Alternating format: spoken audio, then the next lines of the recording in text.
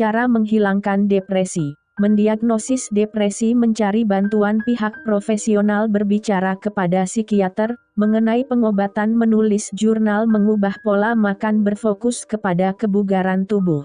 Mencoba strategi lain, mencoba pengobatan alternatif, mencoba penanganan menggunakan perangkat medis. Depresi merupakan kondisi klinis sungguhan, sama seperti pilek atau flu. Kunci untuk memahami apakah seseorang mengalami depresi atau kesedihan yang cukup mendalam, yaitu dengan mengetahui tingkat keseriusan dan frekuensi kemunculan perasaan atau gejalanya. Penanganan depresi untuk setiap orang tentu berbeda-beda, tetapi ada beberapa pendekatan yang lebih efektif.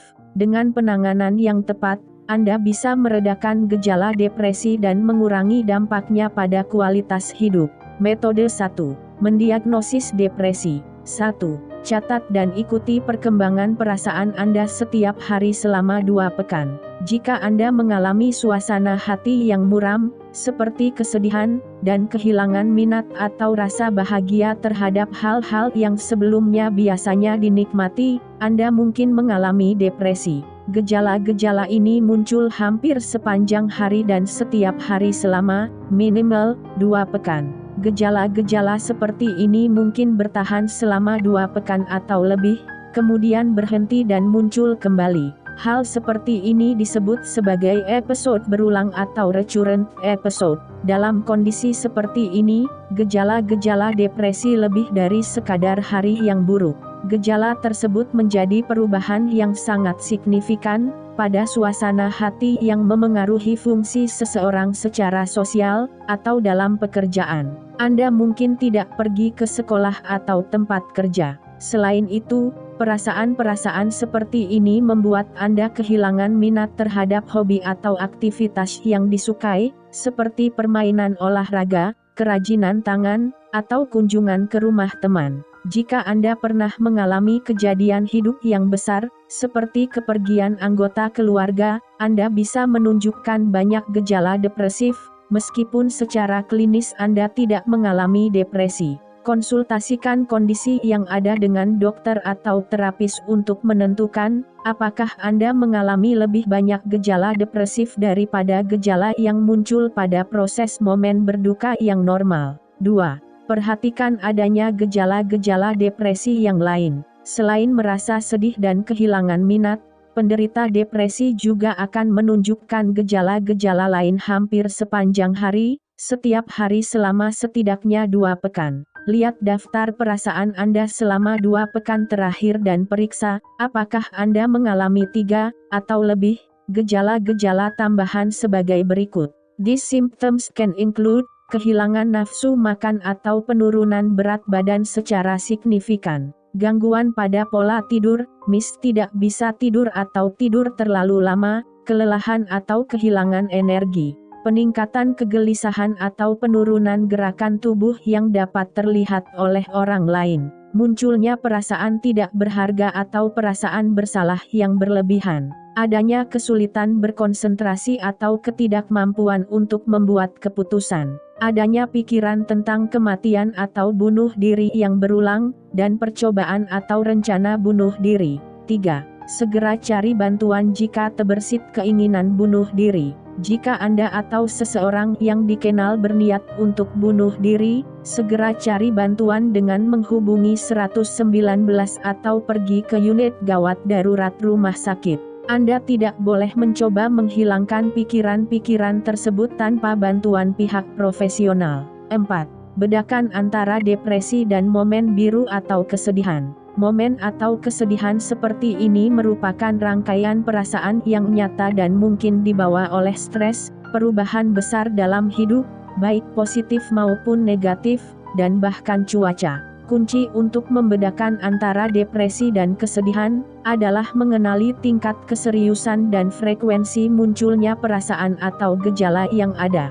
Jika Anda mengalami gejala depresi hampir setiap hari selama 2 pekan atau lebih, Anda mungkin menderita depresi. Kejadian besar dalam hidup, seperti kematian orang tersayang, dapat membawa gejala-gejala yang serupa dengan depresi. Namun, perbedaan signifikan yang bisa Anda lihat pada proses berduka, adalah adanya kenangan positif mengenai sosok yang berpulang, dan Anda masih bisa mendapatkan kesenangan atau kebahagiaan dari aktivitas-aktivitas tertentu. Sementara itu, penderita depresi mengalami kesulitan untuk mendapatkan rasa bahagia ketika menjalani aktivitas-aktivitas normal. 5. Catat aktivitas yang sudah dilakukan dalam beberapa pekan terakhir. Buatlah daftar setiap kegiatan, dari mulai pergi ke tempat kerja atau menghadiri kelas hingga makan dan mandi. Amati apakah terdapat pola pada aktivitas-aktivitas yang dijalani itu.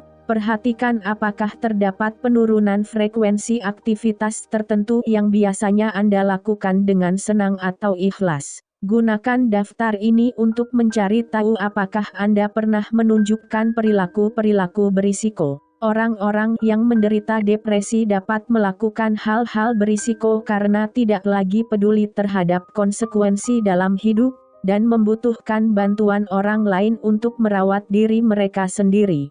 Jika Anda mengalami depresi, ini dapat menjadi tugas yang sulit untuk diselesaikan.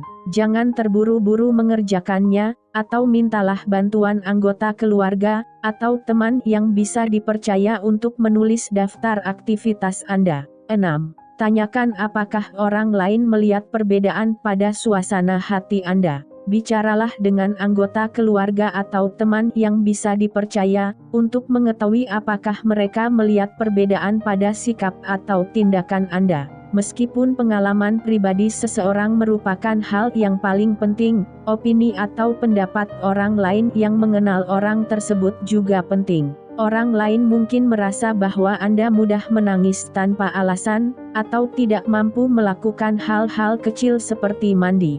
7. Tanyakan kepada dokter apakah kondisi fisik Anda mendorong depresi yang dialami. Beberapa penyakit dapat menyebabkan gejala depresif, terutama penyakit yang berkaitan dengan tiroid atau bagian sistem hormon tubuh lainnya. Bicaralah kepada dokter untuk mengetahui apakah kondisi medis, fisik, yang Anda miliki berpengaruh atau mendorong timbulnya depresi. Beberapa kondisi medis, terutama kondisi kronis, atau yang tidak bisa disembuhkan berisiko membawa gejala-gejala depresif. Dalam situasi seperti ini, tujuan para ahli medis pada dasarnya adalah membantu penderitanya, memahami sumber gejala depresif dan cara meredakan gejala tersebut. Metode 2. Mencari bantuan pihak profesional. 1. Pilihlah pakar ahli kesehatan mental. Ada beragam kategori terapis dan setiap kategori menawarkan keahlian atau spesialisasi yang berbeda. Kategori ini mencakup psikolog konseling, psikolog klinis, dan psikiater. Anda mungkin perlu bertemu dengan salah satu atau beberapa terapis dari kategori yang berbeda. Psikolog konseling. Psikologi konseling merupakan bidang terapi yang berfokus untuk mengembangkan keahlian, dan membantu penderita melewati masa-masa sulit dalam hidupnya. Jenis terapi seperti ini bisa berjangka pendek atau panjang, dan sering kali bersifat spesifik terhadap masalah yang ada dan diarahkan pada tujuan tertentu. Secara umum, konselor akan meminta Anda untuk berbicara melalui pertanyaan-pertanyaan yang teliti, dan mendengarkan apa yang Anda ucapkan. Konselor secara objektif akan membantu Anda mengenali ide dan frasa yang signifikan. Ia akan membahas ide-ide tersebut bersama Anda secara lebih terperinci untuk membantu menangani masalah emosional, dan lingkungan yang mendorong atau berdampak pada depresi yang Anda alami. Psikolog klinis. Psikolog klinis terlatih untuk memberikan tes untuk memeriksa diagnosis. Oleh karena itu, psikolog klinis cenderung berfokus kepada psikopatologi atau kajian perilaku dan gangguan mental. Psikiater dapat menggunakan psikoterapi dan skala atau tes pada pelaksanaannya. Namun, biasanya psikiater dijadikan sebagai rujukan ketika pengobatan menjadi opsi yang ingin dicoba oleh pasien. Di sebagian besar negara, hanya psikiater yang bisa memberikan resep obat, meskipun beberapa negara atau daerah mengizinkan psikolog untuk membuat resep pengobatan. 2. Dapatkan rujukan. Untuk mencari konselor, cobalah minta rekomendasi dari teman atau keluarga, pemimpin kelompok agama, pusat kesehatan mental masyarakat, program pendampingan karyawan, jika perusahaan Anda menawarkan layanan ini, atau dokter pribadi. Asosiasi profesi lainnya seperti Himpunan Psikologi Indonesia, atau American Psychological Association menawarkan layanan pencarian untuk menemukan anggota-anggota yang tinggal, atau membuka praktik di kota daerah Anda. 3. Cari tahu dan pilih terapis. Carilah seseorang yang membuat Anda merasa diterima dan nyaman. Pengalaman konseling yang buruk bisa membuat Anda enggan mengikuti konseling selama bertahun-tahun, sehingga Anda kehilangan kesempatan momen terapi yang berharga. Ingatlah bahwa tidak semua pakar kesehatan mental sama. Carilah ahli yang Anda sukai dan tetap ikuti sesi konseling bersamanya. Terapis umumnya akan meminta Anda untuk berbicara melalui pertanyaan-pertanyaan yang didesain secara teliti, kemudian mendengarkan jawaban Anda. Pada awalnya, Anda mungkin merasa gugup untuk membuka diri dan bercerita, tetapi sebagian besar orang justru merasa kesulitan berhenti berbicara setelah beberapa menit. 4. Pastikan terapis yang menangani Anda sudah berizin. Para ahli kesehatan mental harus sudah memiliki lisensi atau izin untuk membuka praktik di kota daerah Anda. Situs web Association of State and Provincial Psychology Boards, atau Himpunan Psikolog Indonesia memberikan informasi dasar terkait langkah memilih terapis, persyaratan perizinan di kota daerah tertentu, dan cara mengetahui apakah terapis tertentu sudah memiliki izin atau tidak. 5. Periksa asuransi kesehatan. Meskipun biaya perawatan gangguan mental secara resmi dapat ditutupi seperti halnya penyakit fisik, jenis atau kategori asuransi yang Anda miliki tetap dapat memengaruhi jenis dan jumlah terapi yang diterima. Pastikan Anda mencari informasi mengenai hal ini kepada perusahaan atau layanan penyedia asuransi sebelum memulai perawatan. Selain ini, hal ini juga dapat memastikan bahwa Anda bisa mendapatkan layanan dari terapis dengan biaya yang bisa ditutup oleh asuransi Anda. 6. Tanyakan tentang berbagai jenis terapi kepada terapis. Terdapat 3 terapi utama yang paling konsisten menunjukkan manfaat kepada para pasien. Terapi ini adalah terapi perilaku kognitif, terapi interpersonal, dan psikoterapi perilaku. Selain itu, terdapat berbagai pendekatan yang bisa diambil. Terapis dapat menentukan langkah tindakan terbaik untuk Anda. Terapi perilaku kognitif atau Cognitive Behavioral Therapy, CBT, tujuan terapi ini adalah menantang dan mengubah pandangan, perilaku, dan prasangka yang diduga memicu munculnya gejala-gejala depresif, serta menerapkan perubahan pada perilaku maladaptif. Terapi interpersonal atau Interpersonal Therapy, IPT, terapi ini berfokus kepada perubahan hidup, isolasi sosial, penurunan keahlian sosial, dan masalah interpersonal lainnya yang mendorong gejala-gejala depresif. IPT secara khusus efektif jika episode atau momen depresif yang baru-baru ini terjadi didorong oleh kejadian tertentu, kematian seseorang. Psikoterapi perilaku, terapi perilaku bertujuan untuk menjadwalkan aktivitas yang menyenangkan sambil mengurangi pengalaman buruk melalui teknik-teknik seperti penjadwalan aktivitas, terapi kendali diri, latihan keahlian sosial, dan pemecahan masalah. 7. Bersabarlah. Efek konseling muncul secara bertahap. Anda perlu menghadiri sesi konseling secara berkala selama setidaknya beberapa bulan, sebelum melihat beberapa efek yang bersifat permanen. Jangan menyerah sebelum efeknya mulai terasa. Metode 3. Berbicara kepada psikiater mengenai pengobatan. 1. Tanyakan kepada psikiater mengenai antidepresan. Produk antidepresan memengaruhi sistem neurotransmitter pada otak untuk melawan masalah dalam proses produksi dan atau penggunaan neurotransmitter oleh otak. Antidepresan dikategorikan berdasarkan neurotransmitter yang dipengaruhinya. Beberapa jenis antidepresan yang cukup umum adalah SSRI, SNRI, MAOI, dan trisiklik. Anda bisa mengetahui nama dari beberapa antidepresan yang paling sering digunakan dengan mencarinya di internet.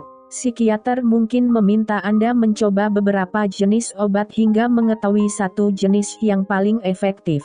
Beberapa antidepresan menunjukkan kontraindikasi pada sebagian orang sehingga sangat penting bagi Anda untuk tetap berkomunikasi dengan dokter praktisi dan segera mencatat perubahan negatif atau yang tidak diinginkan pada suasana hati. Biasanya, peralihan ke kelas obat-obatan yang berbeda dapat menyelesaikan masalah ini. 2. Tanyakan kepada psikiater mengenai antipsikotik.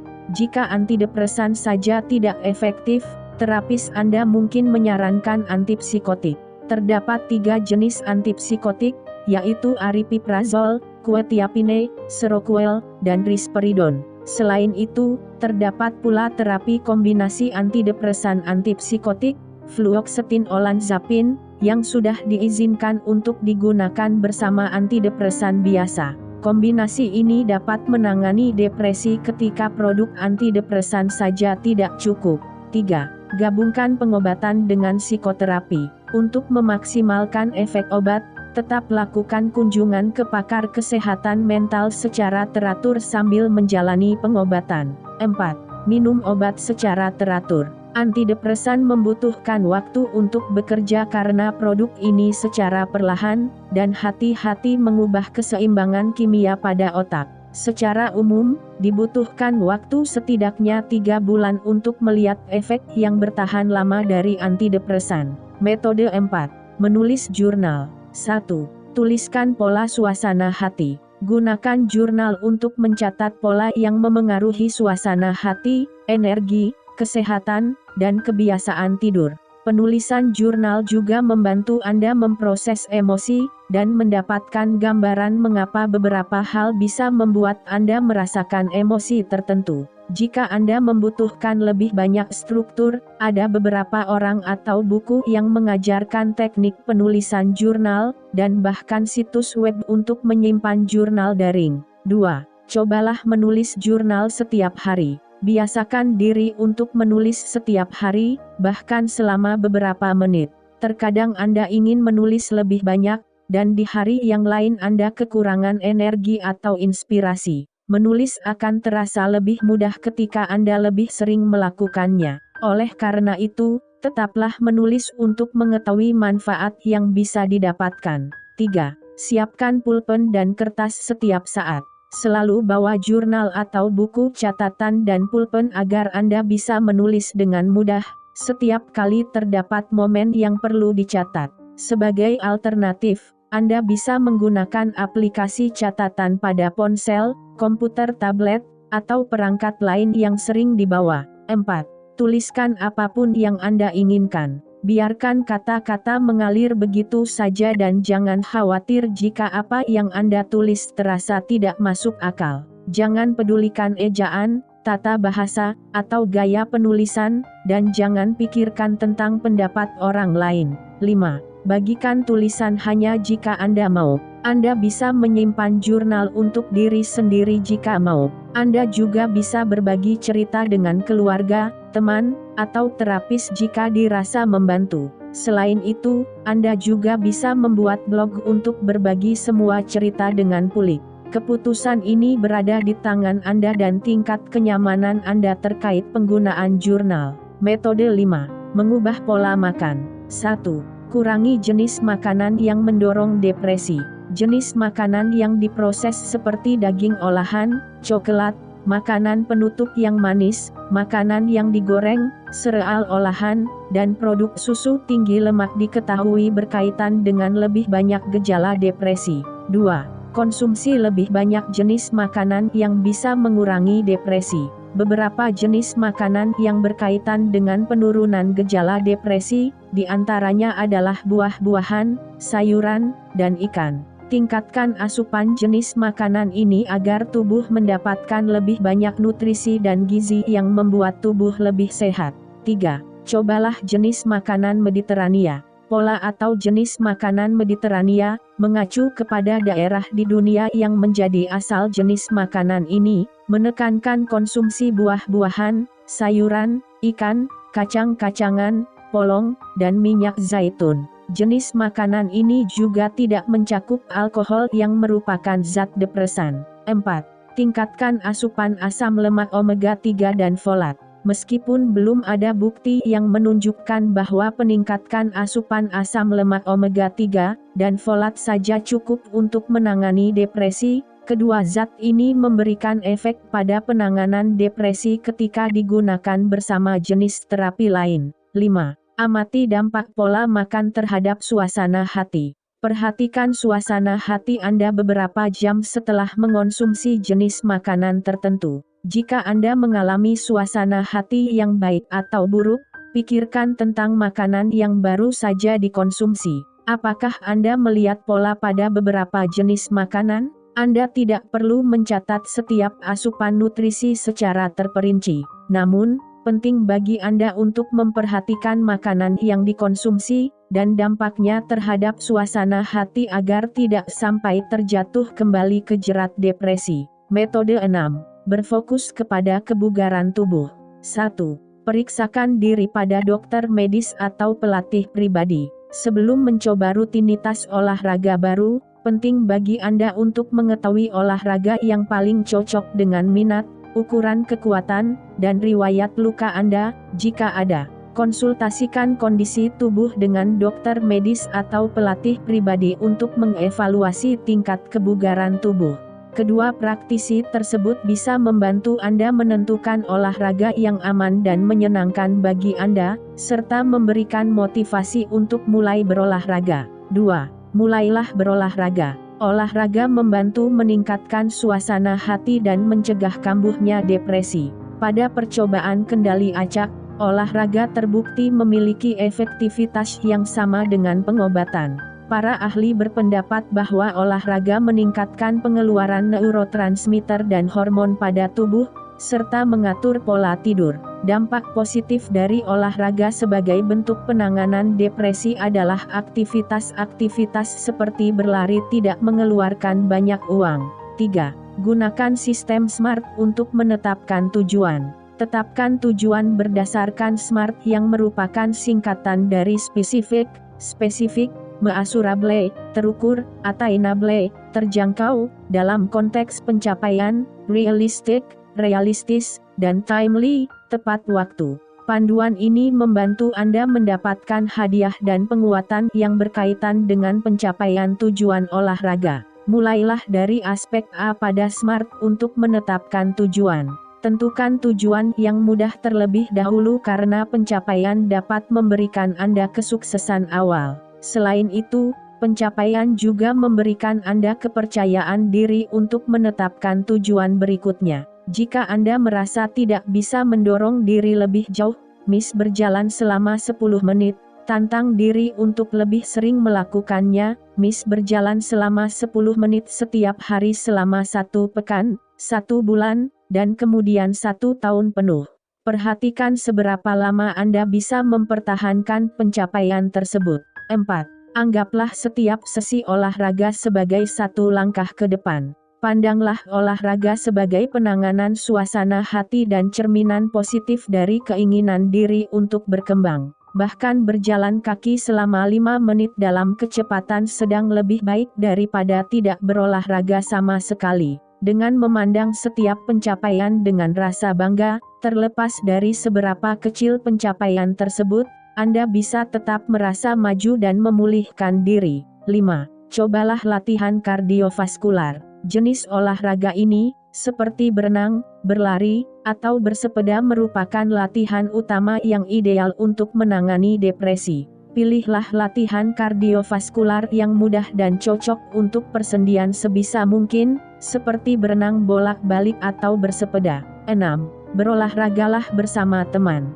Ajaklah teman atau anggota keluarga untuk berolahraga bersama. Mereka dapat memotivasi Anda untuk keluar dari rumah dan pergi ke pusat kebugaran untuk berolahraga.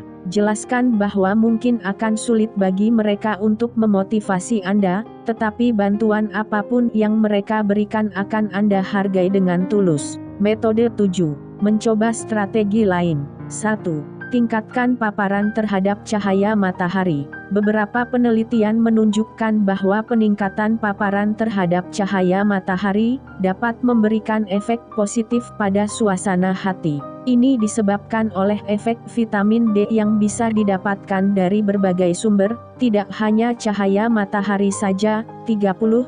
Anda tidak perlu melakukan aktivitas spesifik ketika berada di luar rumah. Duduk di atas bangku dan menikmati cahaya matahari pun sudah bermanfaat. Beberapa konselor meresepkan lampu ultraviolet, lampu cahaya matahari, bagi para penderita depresi yang tinggal di daerah dengan paparan cahaya matahari kecil di musim dingin. Penggunaan lampu tersebut memberikan efek yang sama seperti pergi keluar rumah dan berdiri di bawah cahaya matahari. Jika Anda berencana pergi keluar rumah dan beraktivitas di bawah cahaya matahari selama lebih dari beberapa menit, ambil tindakan pencegahan dengan mengoleskan tabir surya pada kulit dan mengenakan kacamata hitam. 2. Nikmati aktivitas di luar ruangan. Berkebun, berjalan-jalan, dan aktivitas luar ruangan lainnya bisa memberikan efek yang bermanfaat. Meskipun beberapa aktivitas tersebut berkaitan dengan olahraga, aktivitas yang Anda jalani tidak harus berfokus kepada olahraga. Paparan terhadap udara segar dan alam dapat menenangkan pikiran dan merilekskan tubuh. 3. Carilah pelampiasan yang kreatif. Sejak lama, terdapat spekulasi lama bahwa kreativitas dan depresi saling berkaitan, karena beberapa orang merasa bahwa depresi merupakan harga yang harus dibayar untuk menjadi sosok yang kreatif. Namun, depresi lebih sering terjadi ketika orang yang kreatif kesulitan mencari pelampiasan ekspresinya. Carilah pelampiasan kreatif dengan menulis, melukis, menari, atau melakukan aktivitas kreatif lainnya secara berkala. Metode 8. Mencoba pengobatan alternatif. 1. Cobalah gunakan St. John's wort. St. John's wort merupakan obat alternatif yang memiliki efektivitas dalam menangani depresi ringan. Namun, produk ini kurang efektif dibandingkan pil placebo dalam penelitian-penelitian skala besar. Obat ini bisa dibeli di toko makanan atau toko produk kesehatan alami. Pastikan Anda mengikuti petunjuk pada kemasan untuk mengetahui dosis dan frekuensi penggunaan yang tepat. Pastikan Anda membeli suplemen herbal dari toko atau penjual terpercaya. Di beberapa negara, produksi suplemen tidak diawasi dengan ketat oleh Badan Pengawas Makanan dan Obat, sehingga kemurnian dan kualitasnya berbeda antar setiap produsen. Jangan gunakan St. John's wort bersama obat-obatan seperti SSRI. Penggunaannya dapat menyebabkan tubuh kelebihan serotonin sehingga mengancam nyawa Anda. St. John's wort dapat mengurangi efektivitas obat-obatan lain jika digunakan secara bersamaan. Obat-obatan yang dapat terpengaruh mencakup kontrasepsi oral, obat-obatan antiretroviral, mis obat penanganan HIV, antikoagulan, mis, warfarin, terapi pengganti hormon, dan obat imunosupresan. Diskusikan terlebih dahulu dengan dokter jika Anda sedang menjalani pengobatan lain. Karena kurangnya bukti yang mendukung efektivitas St. John's wort, Asosiasi Psikiater Amerika atau American Psychiatric Association tidak menyarankan produk ini untuk penggunaan umum. Pusat Obat-obatan Alternatif dan Pelengkap Nasional Amerika Serikat, National Center for Alternative and Complementary Medicine, menghimbau untuk berhati-hati menggunakan obat-obatan homeopati dan mendorong diskusi terbuka dengan pihak penyedia layanan kesehatan agar penanganan yang diambil aman dan terkoordinasi. 2. Cobalah suplemen SEM. Suplemen alternatif lain yang bisa dicoba adalah S-adenosilmetionin atau S-adenosilmetionine, SEM. SEM merupakan molekul yang terbentuk secara alami. Rendahnya tingkat SEM pada tubuh memiliki kaitan dengan depresi. Untuk meningkatkan kadar SEM pada tubuh, Anda bisa meminum atau menyuntikkan suplemen SEM pada pembuluh darah atau otot. Pembuatan atau produksi suplemen SEM di beberapa negara tidak diregulasi. Selain itu, setiap produsen mengeluarkan produk dengan kekuatan dan bahan dasar yang berbeda. Pastikan Anda mengikuti arahan pada kemasan untuk mengetahui dosis dan frekuensi penggunaan yang tepat. 3. Carilah penanganan akupunktur. Akupunktur merupakan bagian dari pengobatan tradisional Tiongkok, dengan jarum yang dimasukkan pada bagian-bagian tubuh tertentu untuk memperbaiki blok energi atau ketidakseimbangan pada organ. Carilah praktisi akupunktur dengan mencari informasinya di internet atau meminta rujukan dari dokter.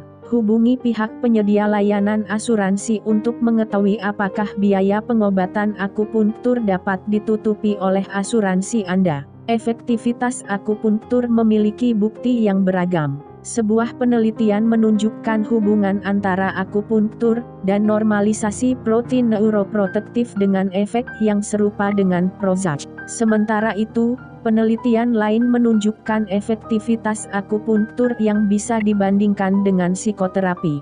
Penelitian-penelitian tersebut memberikan kredibilitas pada akupunktur sebagai penanganan depresi, meskipun dibutuhkan lebih banyak penelitian terkait hal tersebut. Metode 9. Mencoba penanganan menggunakan perangkat medis. 1.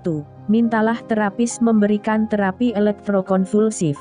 Terapi elektrokonvulsif atau electroconvulsive therapy, ECT, dapat diberikan untuk kondisi depresi yang sangat parah, orang-orang dengan keinginan bunuh diri yang akut, penderita psikosis atau katatonia, selain depresi, atau mereka yang tidak menunjukkan reaksi atau perubahan positif terhadap pengobatan lain. Terapi ini diawali dengan anestesi ringan, diikuti oleh beberapa kejutan listrik yang dialirkan ke otak. ECT memiliki tingkat tanggapan tertinggi dari terapi antidepresan lainnya, sekitar 70-90% penderita depresi menunjukkan tanggapan terhadap terapi ini. Beberapa batasan penggunaan ECT mencakup stigma yang berkaitan dengan praktik tersebut, serta efek samping yang mungkin terjadi, seperti efek kardiovaskular dan kognitif, kehilangan ingatan jangka pendek. 2. Cobalah stimulasi magnetik transkranial. Stimulasi magnetik transkranial atau transkranial magnetic stimulation, TMS, menggunakan kumparan magnetik untuk menstimulasi otak. Praktik ini telah diizinkan oleh Badan Pengawas Makanan dan Obat Amerika Serikat, untuk dilakukan kepada penderita gangguan depresif mayor yang tidak bisa menunjukkan tanggapan, atau perubahan positif pada pengobatan biasa. Perawatan ini perlu dilakukan setiap hari sehingga mungkin sulit dijalani oleh orang-orang dengan kemampuan ekonomi menengah. 3. Cobalah stimulasi saraf vagus. Stimulasi saraf vagus atau vagus nerve stimulation, VNS, merupakan penanganan yang relatif baru, dan membutuhkan penanaman perangkat untuk mendorong saraf vagus, komponen sistem saraf otonomi.